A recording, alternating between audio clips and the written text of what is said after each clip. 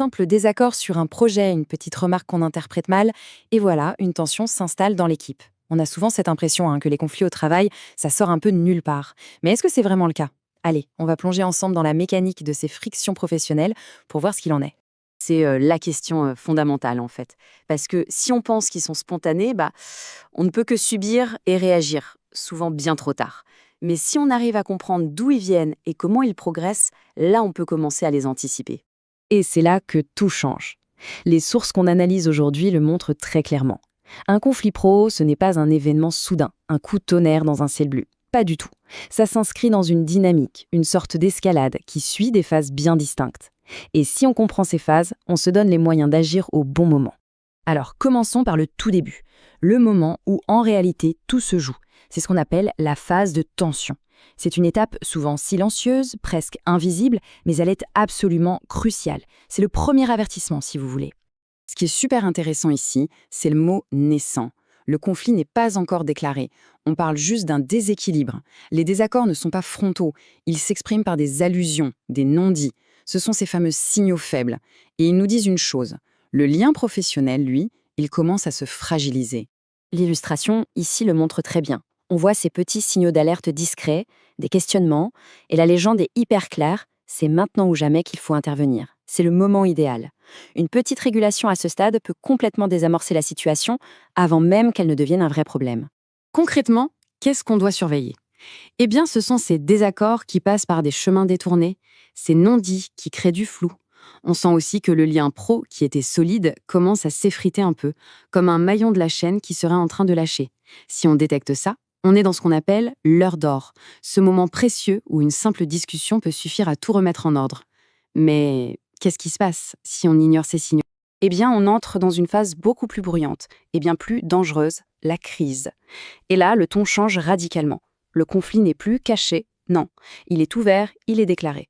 Le point absolument crucial à comprendre ici, c'est ce changement de nature. On ne parle plus du désaccord du début, du dossier en retard ou du budget. Non, non. Le sujet, c'est devenu la relation. C'est l'autre. Les émotions prennent le dessus sur la logique, sur les faits. Les gens ne sont plus en désaccord sur un sujet. Ils s'opposent l'un à l'autre.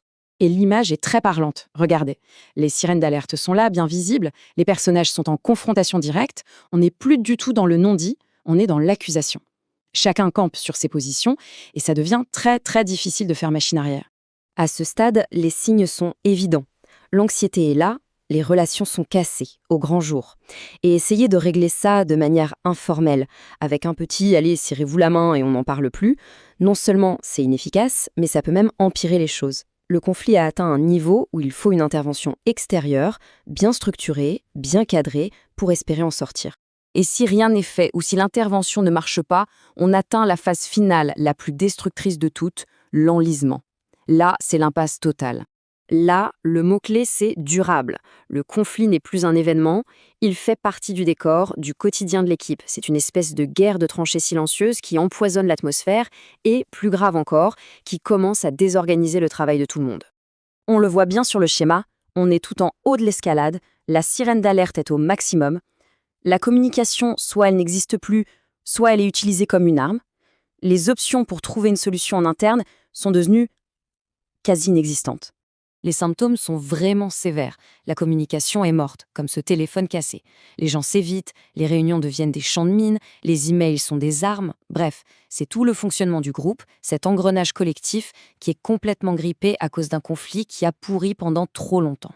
Bon, après ce tableau un peu sombre, on est d'accord, la grande question c'est comment on fait pour éviter d'en arriver là? Eh bien, la clé, comme souvent, elle n'est pas dans la réaction, mais bien dans l'anticipation. Et ça repose sur une compétence bien précise.